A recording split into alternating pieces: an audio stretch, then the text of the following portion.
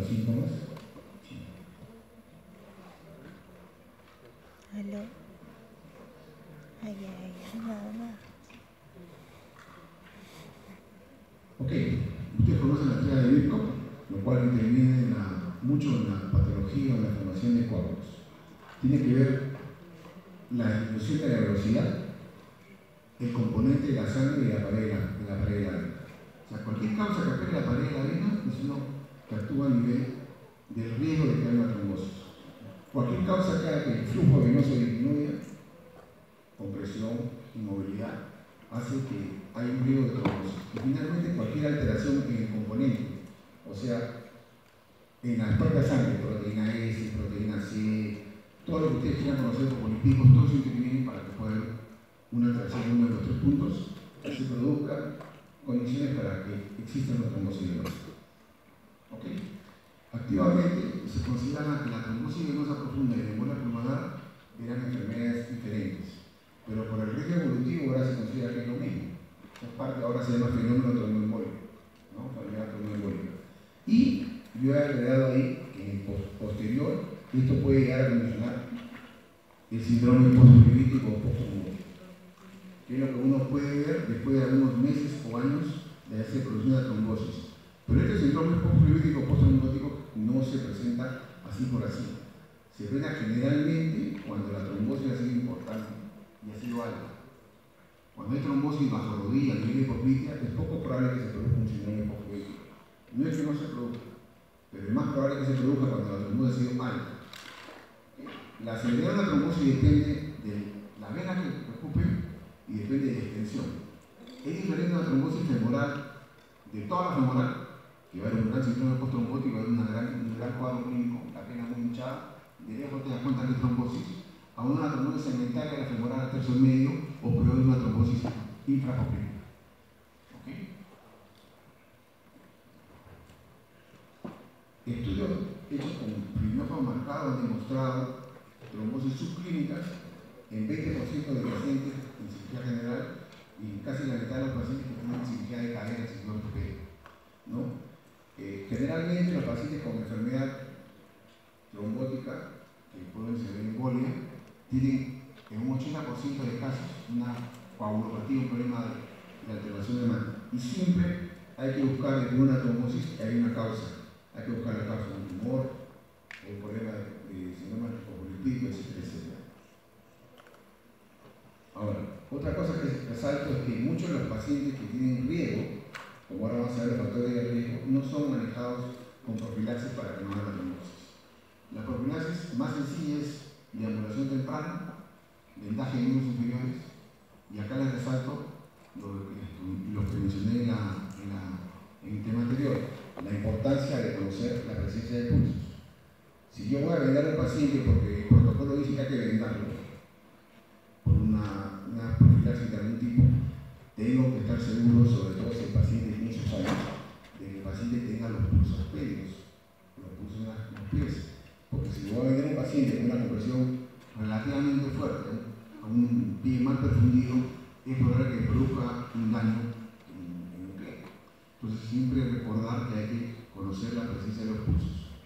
Y si lo digo porque en un poco sitios las historias contra la presencia de pulsos, no lo ponen.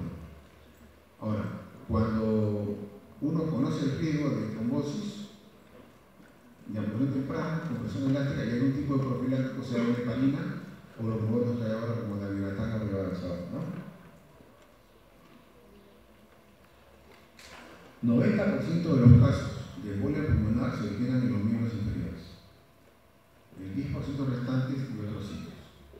Ahora, cuando hay una embolia pulmonar, la primera posibilidad, cuando uno la puede diagnosticar, la primera posibilidad es que haya salido de los miembros inferiores. Entonces, mucha gente va y dice, doctor, necesitamos un eco-Doppler porque a veces tiene cuadro clínico de embolia. Entonces, vamos a buscar el coágulo y no lo encontramos. Porque el coágulo puede haber salido, si no es muy grande. Y ese fue el que dio. O sea, no quiere decir que no haya habido causa del miembro inferior de etiología, puede haber pasado. En cuanto a la cirugía, tenemos este grupo de riesgo, un grupo de bajo riesgo, un grupo moderado, que igual. La edad influye mucho. Las personas menores de 40 años que se someten a algún tipo que es una cirugía corta, de menos de 30 minutos, ¿no? Sabe que tengo una enfermedad adicional, un diabético de 35 años, un problema de artritis, o que tengo un problema de poca motilidad en los miembros inferiores, que se va a condicionar que tengo un riesgo que se debe eso. El riesgo moderado son cirugías que tienen que ver un poco más y gente que tenga más de 40 años. Y sobre todo pacientes de cirugía mayor, general, urológica, ginecológica, incluso cirugía cardíaca o torácica, ¿no? Y que hayan tenido antecedentes de trombosis venosa tromboflebitis. Son riesgos moderados. Y el riesgo alto es generalmente la cirugía de cadera o cirugía de rodillas. Es un alto riesgo de trombosis venosa. Ahora en casi todos los hospitales, por decirle todos, de alguna manera dan profilaxis cuando operan cadera o rodilla, ¿no? Sobre todo si además hay una parálisis, por ejemplo, porque hay poca motilidad de los músculos. Ellos son un grupo de pequeño, moderado y alto riesgo en relación a la posibilidad de trombosis y cirugía. Diagnóstico diferencial. La primera posibilidad, cuando un paciente viene con la pierna hinchada, es que es una trombosis venosa. Digo la primera porque es la que puede tener más riesgo, pero hay otras, ¿cierto? Cuando el edema es bilateral, evidentemente es raro que sea una trombosis raro, pero puede haber. Pero un edema bilateral, y todo lo que sale el problema cardíaco, renal, proteínas. Lo primero, ¿no? Insuficiencia cardíaca. Traumáticas, hay muchas, desgarro muscular, una tendinitis, ¿no? Una patada, después de fulmito, cosas por el estilo, ¿no? El quiste de Becker también hace una compresión de la vena popliteo y puede simular un edema relacionado a trombosis venosa, pero también puede ser trombosis venosa, ¿no? La celulitis, el linfedema, un absceso lunar que provoca compresión, reumatológicas, artritis como la otra. Por ejemplo, yo les explico. Una vena se puede hinchar. Cualquier persona que camina de forma normal hace dosificación del pie, hace bombeo muscular y la sangre de las piernas sube en presión centrípeta y hay menos presión venosa. Pero una persona que camina en forma inadecuada por una enfermedad médica como aquilos y el talón, problema de rodilla, que tenga dolor y que camine de una manera arrastrando el pie, no hace la bomba muscular. Entonces, cualquier persona que camine de esa manera es muy probable que al final del día tenga un pie más hinchado que el otro. Y hay que descartar de comer las enfermedades venosas, pero esa es una causa de hinchazón de pie. La mala, digamos, función de la bomba muscular, que empieza desde la planta del pie. En la planta del pie hay un sistema venoso que se llama el Jans, que es una especie de esponja que al apretar impulsa la sangre y comienza a ascender por las venas. Bueno, hay muchas causas de riesgo, pero de diagnóstico diferencial que ustedes tienen que evaluar. Pero lo primero, en forma práctica, que yo debo hacer, si viene un paciente y me dice, doctor, se me hincha la pierna, y me dice, ¿hace cuánto? Hace 3-4 días, y lo primero que tengo que pensar es trombosis venosa. Lo voy a examinar, veo que tenga buenos pulsos, que no hay edema, que no haya calor, que para empezar una celulitis, por ejemplo, ¿no? Pero si yo pienso que es trombosis venosa, la primera medida que les adelanto es que el paciente vaya a hacer reposo. Porque un paciente con trombosis venosa aguda está en riesgo de hacer embolia. La embolia pulmonar se produce en los primeros 5 o 6 días del coágulo. Porque es el momento en que el coágulo, ahora veremos más adelante, el coágulo está fresco, enfriable. Ese momento en un coágulo fresco, sobre todo localizado en las piernas, el momento que hago la bomba muscular que ustedes ahora comprenden, que comprimo la vena, lo voy a fracturar y lo voy a fragmentar y se va a dirigir en forma centrípeta por hacer un embolio, por justamente el bombeo muscular. Eso pasa en los primeros 5 o 7 días.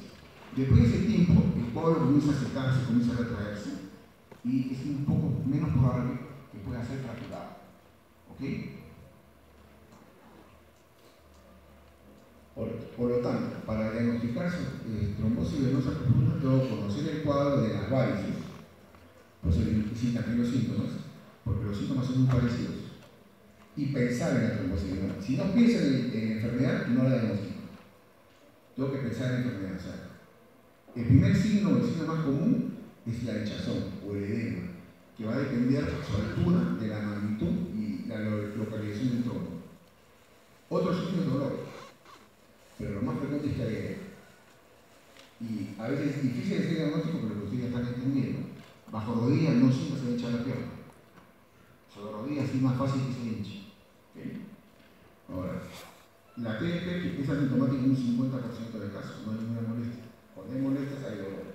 Pero el signo es el edema, de altura variable, y en algunos casos, cuando sobre todo la trombosis es importante y es alta, pueden haber venas colaterales que aparecen en la parte del muslo alto.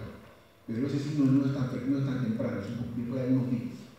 O sea, lo más importante es la historia. La historia que me dice, a ver, ¿qué riesgo tienes tú? Sobrepeso, diabético, mala movilidad, problemas de rodilla, no te pones bien, has estado operado hace 5 días, tengo que otra cosa, probablemente una trombosis. Entonces, si yo pienso que tiene trombosis, ojo, si pienso que tiene trombosis, no debo esperar el ecodoppler, es mi forma de verlo. Porque si voy a esperar que tenga el eco, yo estoy en 1, y lo voy a mandar a girar, para que sea un eco, y lo voy a mandar por carro, pero el paciente en el viaje me emboliza. Entonces, si yo pienso que tiene trombosis, yo espero que mi residente, mi asistente me diga algo que tengo que hacer. Le digo, señora, por favor, ¿cuándo comienza esto? Hace 2 días, fase aguda. Váyase a la cama, levanta la pierna, no se mueve. Eso es lo primero que tengo que hacer. Y ya estoy pensando que a ese paciente tengo que echarle algo a la sangre. Tengo que echarle algo para que el coágulo, si es que hay, no crezca. Porque el anticoagulante lo que hace es evitar que el coágulo crezca.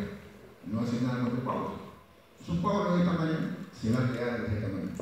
Porque le va a haber heparina, enoxaparina, o de aviratán, o varfarina, posiblemente en el esquema. Ustedes deben aprender. Yo solamente les voy a enseñar la forma de diagnóstico. ¿Okay?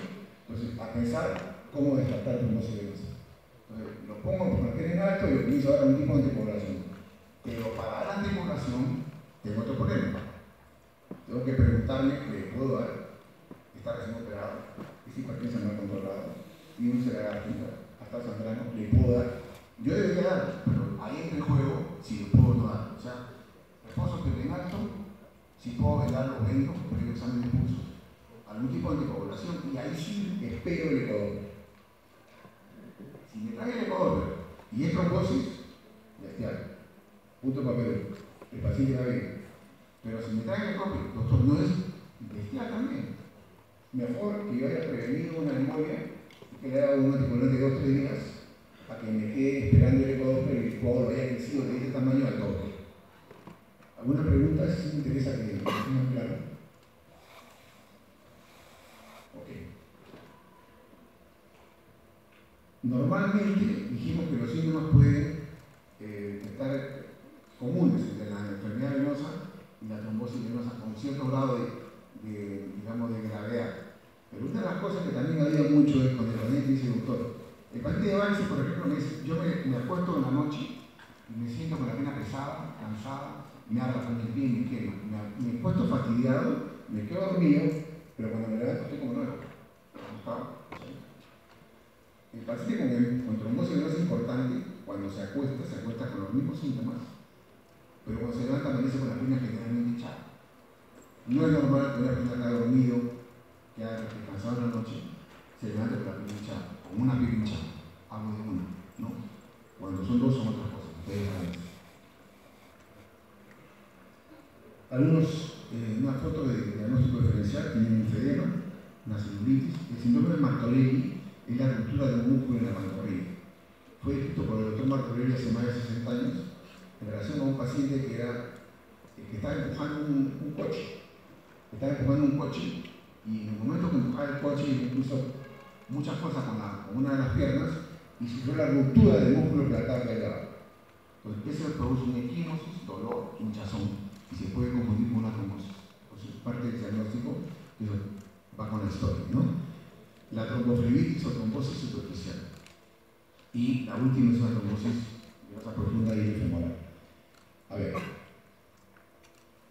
Enfermedad venosa hay 2 tipos, insuficiencia y la otra cosa sería obstrucción. Cuando hablamos de insuficiencia hablamos de varices, que pueden ser del sistema superficial o del sistema profundo. El sistema profundo también hay insuficiencia, pero no vemos las varices, pero por eso sabemos que no hay insuficiencia. Cuando hay insuficiencia renal profunda, esta hipertensión que permanece porque ustedes tienen ahora, que las válvulas están enfermas y no logran que la sangre se mantenga en un nivel, sino que vayan bajando, descendiendo, y puedan terminar esterilizando. Cuando es profunda, esa hipertensión produce varices secundarias también. Así como hay insuficiencia, hay obstrucción. Cuando hay obstrucción del sistema venoso superficial, se llama tromboflebitis superficial. Eso fue. Cuando hay obstrucción venosa del sistema venoso profundo, se llama tromboflebitis venosa profunda o trombosis venosa profunda. Por lo tanto, la palabra tromboflebitis que asusta tiene un apellido, que es superficial o profunda. La superficial no es peligrosa, sobre todo si es inventaria, salvo que esté muy cercana a la unión sacrofemoral y podría progresar. Pero la superficial es dolorosa, es visible, es preocupante, se pone rojo. Yo toco la vena y siento un cordón, como papar un jodoco con un lapicero. Y cuando le toca, puede que le duele y puede infectarse. ¿Okay? Entonces, ¿cuál es la causa más frecuente de tromboflebitis? Es la punción en los brazos o en la mano. Eso es lo más frecuente, porque yo veo acá en la pierna no es tan infrecuente, pero más frecuente en los brazos superiores. Cuando la tromboflebitis es profunda, ahí es TFP o tromboflebitis profunda. Esta es la ruptura de catar de grado, un caso octubre, un gran linfedema. ¿Puede haber linfedema de trombosis venosa? Puede existir. Pues si ahorita la cirugía. Este es trombosis venosa total en la pierna del lado derecho. Este es el coágulo, la foto que siempre les traigo para que ustedes recuerden que cuando la trombosis es aguda, el coágulo está fresco. Y este coágulo que ustedes ven ahí, en el momento de la compresión, el movimiento se fragmenta y inmoviliza. Acá viene un eco. Ya hablamos del cuadro clínico, ¿no? Me gustaría así resaltarle lo que es el signo de Homans. El signo de Homans es un signo que es completamente inespecífico, porque no es patognomónico de la trombosis venosa o de la tromboflebitis profunda. Hay muchas causas que producen dolor en la pantorrilla. ¿Cómo se obtiene el signo de Homans? Hay varias formas. Una es comprimir. Al comprimir, comprimimos la musculatura, comprimimos la vena profunda, y como es un coágulo agudo, hay una endotelitis aguda, me produce dolor. La otra forma es colocar un manquito, y la otra forma es hacer dorsiflexión de pie. Entonces, cualquiera de esas maneras, vamos a obtener dolor en la pantorrilla. Entonces yo sumo, aumento el volumen, dolor a la pantorrilla, Homans positivo, hay posibilidad. Le pido un número D, porque tiene que hablar el número D, y me sale positivo, tampoco es patognomónico, porque muchas causas elevan el número D, pero ya va a ser malo. ¿Ok? Ahora, si yo le hago el signo de Homans, o le busco el signo de Homans al octavo día, probablemente sea negativo. Porque ya el proceso inflamatorio va bajando y el signo de Homans puede ser negativo. ¿Ok? Ahora, el número D, su real valor, es cuando es negativo. Porque yo tomo un número D y es negativo, no tiene conocimiento. Este es lo que hemos comentado, el signo de Homans, las tres formas de hacerlo. Y acuérdense que es inespecífico, no sirve.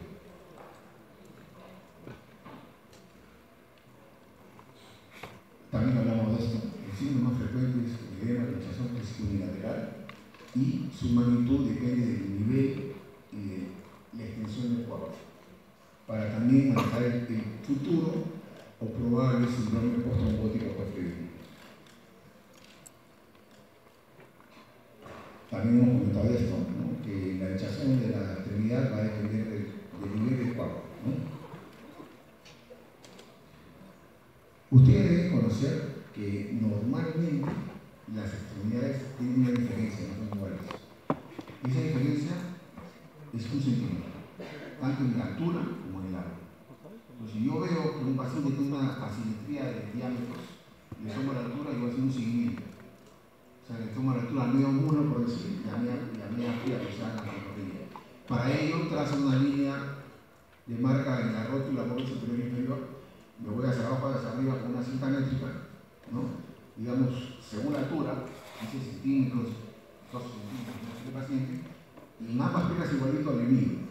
Si la diferencia es el nivel muslo derecho izquierdo a 15 centímetros sobre la rodilla, sobre el muslo, a 2 sobre la rodilla, es menos de 1, probablemente no haya trombosis. O no hay una diferencia importante. Si es más de 1, sí hay que buscar. Y eso lo creo seguido, porque el paciente a veces comienza sin hinchándose, o por el contrario, va preparando. ¿Cuáles son las complicaciones de la trombosis venosa? La primera, que es prácticamente la misma, la evolución, es la tromboembolia pulmonar. Y también los grados extremos como las flegmasis, la alga y la cerulia, los dolens, y el síndrome postraumático que se ve con frecuencia al final de una trombosis importante. A ver, la tromboembolia pulmonar tiene una teoría clásica que se ve en un poco porcentaje, menos del 50%. Y es dolor, espute hemoptoico, ¿no? Y disnea, falta de no puedo respirar bien. En algunos casos hay un poquito de tos, una tos, una tos. No saben por qué, pero usted relaciona la historia o un cuadro o una falta de movilidad por alguna cirugía o algo y deben entrar en sospechas, ¿no? Ahora, más de la mitad de los países tienen más de los síntomas, sobre todo dolor, ¿no? Un poco de disnea. El tratamiento es médico, de mantenimiento, de soporte y sobre todo para evitar que el coágulo está bajo, el coágulo que ya llegó a la situación médica del paciente, ¿no? Se puede hacer heparinación o trombolisis, colocación de fijos de vena cava para evitar que siga haciendo émbolos y en algunos casos embolectomía quirúrgica de alta mortalidad o embolectomía mediante funciones de catéteres endovasculares o aspiración, inicio del cuadro en el mismo momento. Que no es garantía de riesgo porque siempre puede haber desprendimiento de los coágulos en cada cuadro, ¿no? Eso es en general. Ahora, otra complicación poco vista que he visto una vez, la cerulia, pero que ustedes deben conocer son las siguientes. La primera, cuando hay una trombosis muy importante del sistema profundo, que la pierna se pone blanca en cierto grado de compromiso, hay dolor, ¿no? Y hay circulación venosa colateral. Esa es más frecuente, ¿ya? Pero la otra es la grave, la que es muy peligrosa, es la cerulia dolens, marcada por presencia de gran edema, porque el edema está relacionado a un robo del atrapamiento, porque los coágulos han sido tan extensos que han involucrado la parte de las arteriolas. Entonces llega a haber también una trombosis arterial. Es un cuadro de muy difícil manejo. Y en este caso es donde está indicada un tipo de embolectomía. Porque realmente el manejo es médico. Reposo pleonasmo, anticoagulantes. Los anticoagulantes deben manejarse de 3 a 6 meses, a veces un año, 2 años. Depende de la etiología, depende de la causa. Si es primera o segunda oportunidad que le ha sucedido. Este es un paciente con unas úlceras grandes, secundarias, a una obstrucción venosa previa de muchos años anteriores. Normalmente, cuando un paciente es evaluado por un médico y piensa que o diagnostica una trombosis venosa, le da tratamiento, según los libros, 3 meses, 6 meses, un año, con warfarina, primero heparina, ¿no? Después warfarina, o los modernos, amigatán, varroxaban, pero se olvida de lo que hemos conversado hoy día. Se olvida de que el paciente que ha tenido trombosis venosa con el tiempo, esas venas profundas quedan enfermas, quedan dilatadas, las válvulas se ponen insuficientes y tienen hipertensión venosa. Y por lo tanto el paciente para unos meses comienza con los cambios trópicos propios de un síndrome artrítico, pigmentación, lipodermatosclerosis, edema y llegan las ulceraciones. Entonces, para prevenir esto, es que el paciente tiene que usar compresión elástica 2 o 3 años después de la trombosis. Ahora, si la trombosis ha sido muy alta o ha sido muy severa, de repente hasta por toda la vida, para prevenir que llegue a este tipo de presentación de la enfermedad. El diagnóstico primero, conocer el tema y tener la sospecha. Usted con la sospecha puede empezar a buscar cosas que me van a orientar, que me van a ratificar la posición de la trombosis venosa. Está el ecodoppler como primera opción.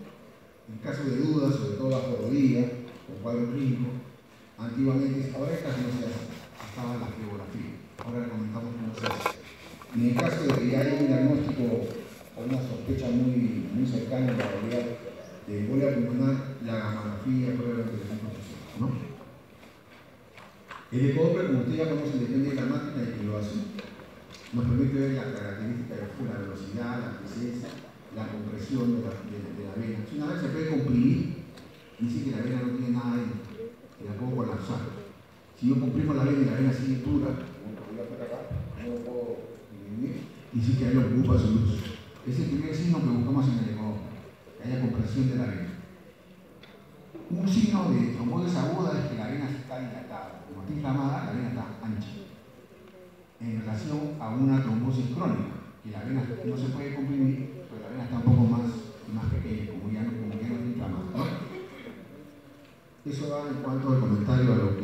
trombosis, para signos como para dilucidar si es que hay una trombosis aguda o reagudizada. El ecodoppler, por lo que acabo de mencionar, ¿no? En la trombosis alta, aguda, la sensibilidad y la especificidad son muy altas, ¿no? Y el valor predictivo es al 92%. Acá también lo hemos comentado sobre la duda diagnóstica con el flebo, ¿no? Ahí tienen, por ejemplo, ustedes vena, arteria y vena.